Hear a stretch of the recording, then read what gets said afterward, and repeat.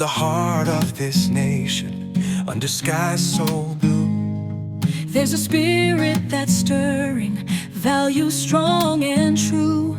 from the mountains to the prairies, from the cities to the sea, we stand for liberty, for faith and family. We're diving deep into the heart of what we believe. Today's discussion centers on a recent town hall article with a provocative title. It explores the reaction of Abrego Garcia's wife to questions about domestic abuse allegations. The article suggests her response speaks volumes. What are your initial thoughts on this? The wife's silence, or rather her carefully chosen words, are indeed telling. It highlights the complexities of domestic abuse situations and the pressures victims often face. It's a situation where a simple answer could have far-reaching consequences. Exactly. The article points out that Garcia, deported to El Salvador, has become a symbol for the anti-Trump resistance. How does this political context influence the interpretation of the situation? The politicization of Garcia's case undeniably complicates matters. It risks overshadowing the core issue, the alleged domestic abuse. Using him as a political pawn is deeply problematic and potentially harmful to victims of domestic violence. The article also mentions newly released Justice Department documents that seem to confirm Garcia's MS-13 ties. How does this revelation impact the narrative? The revelation of Garcia's alleged MS-13 affiliation adds another layer of complexity. It raises questions about his character and actions, further complicating the already sensitive issue of domestic abuse. Let's delve deeper into the wife's reaction. The article highlights her pause before answering the question about fear. What does this silence suggest? The pause is significant. It suggests a conflict between her desire to protect herself and her potential fear of repercussions for speaking out against her husband, especially given his alleged gang affiliations and the political climate surrounding his case. The article quotes the interview exchange. The wife's response, "My husband is alive, that's all I can say," is striking. What does this limited response convey? Her response is a carefully constructed statement. It avoids directly addressing the question of fear, while simultaneously implying a level of constraint or fear. It's a subtle but powerful indication of a potentially dangerous situation. The article strongly criticizes the Democrats for supporting Garcia, calling him a martyr despite the allegations. Is this a fair assessment? It's a complex issue. While it's crucial to condemn violence and hold abusers accountable, it's also important to avoid using individual cases to score political points. The focus should remain on the victim and ensuring their safety and well-being, regardless of political affiliations. The article suggests that the media's portrayal of Garcia as a Maryland man is misleading. How does this misrepresentation affect public perception? The media's portrayal, if inaccurate, creates a false narrative that obscures the reality of Garcia's alleged actions. This misrepresentation can undermine public trust in the media and potentially discourage other victims from coming forward. The article cites several tweets referencing newly released DOJ documents detailing Garcia's arrest and alleged MS-13 connections. What is the significance of this evidence? The released documents provide crucial evidence that corroborates the allegations against Garcia. This evidence is vital in understanding the full context of the situation and challenging the narrative that portrays him as a victim. The article also mentions a TikTok video where Garcia's wife strategically censored his left hand. What does this detail suggest? The censorship of the left hand is intriguing. It could suggest an attempt to conceal evidence of injury or to avoid further scrutiny.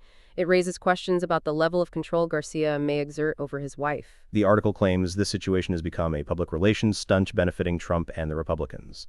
Do you agree with this assessment? It's certainly possible that the situation is being exploited for political gain by both sides.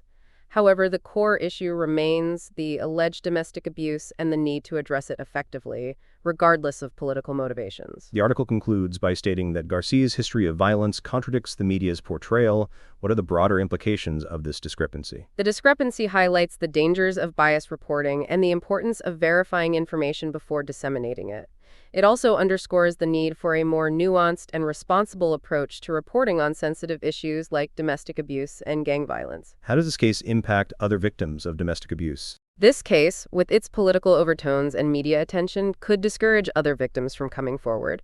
The fear of public scrutiny and potential backlash can be a significant barrier for victims seeking help. What message should we send to victims of domestic abuse in light of this situation? We need to emphasize that victims are not alone and that help is available. It's crucial to create a safe and supportive environment where victims feel empowered to speak out without fear of judgment or reprisal. What responsibility does the media have in covering such sensitive cases? The media has a responsibility to report accurately and ethically, avoiding sensationalism and political bias. They should prioritize the safety and well-being of victims and avoid perpetuating harmful stereotypes. How can the media improve its coverage of domestic abuse cases? The media should focus on factual reporting, consulting with experts in domestic violence, and giving a voice to victims while protecting their identities. They should also avoid making assumptions or drawing conclusions without sufficient evidence. How should politicians approach such cases to avoid exploiting them for political gain? Politicians should prioritize the well-being of victims and avoid using their stories for political point scoring. They should focus on enacting policies that protect victims and hold abusers accountable. What is the appropriate role of politics in addressing domestic violence? Politics should focus on creating supportive legislation, funding resources for victims, and implementing effective prevention programs. It's about creating a system that protects victims and holds abusers accountable, not about political point scoring. What steps can be taken to prevent similar situations from occurring in the future? We need to improve education and awareness about domestic violence, provide more resources for victims, and strengthen legal protections. We also need to hold abusers accountable, regardless of their political affiliations or social status. How can we ensure that victims feel safe and empowered to come forward? We need to create a culture of support and understanding, where victims feel comfortable seeking help without fear of judgment or reprisal. This requires a multifaceted approach involving law enforcement, social services, and community organizations. What are the key lessons learned from this case? This case highlights the complexities of domestic abuse, the importance of accurate reporting, and the need to avoid politicizing sensitive issues. It also underscores the need for a more compassionate and effective response to victims of domestic violence. What are the long-term implications of this case? The long-term implications could include increased awareness of domestic violence, improved media practices, and stronger legal protections for victims.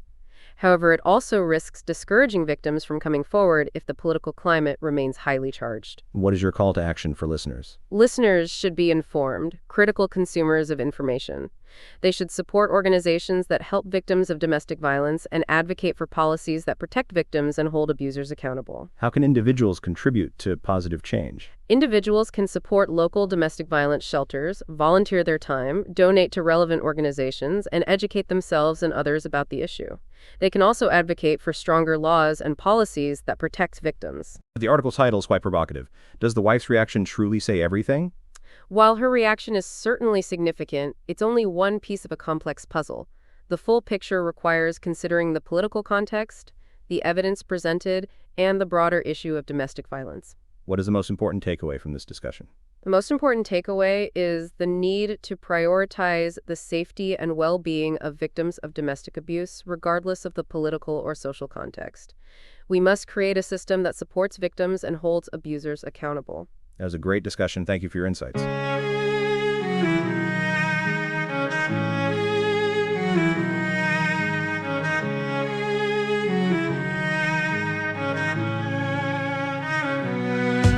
In the heart of this nation, under skies so blue, there's a spirit that's stirring, values strong and true. From the mountains to the prairies, from the cities to the sea, we stand for liberty, for faith and family. We're diving deep into the heart of what we believe. Conservative values in our souls, they're interweaved. With courage and with honor, we'll hold our ground. For freedom, for tradition, in this land we found.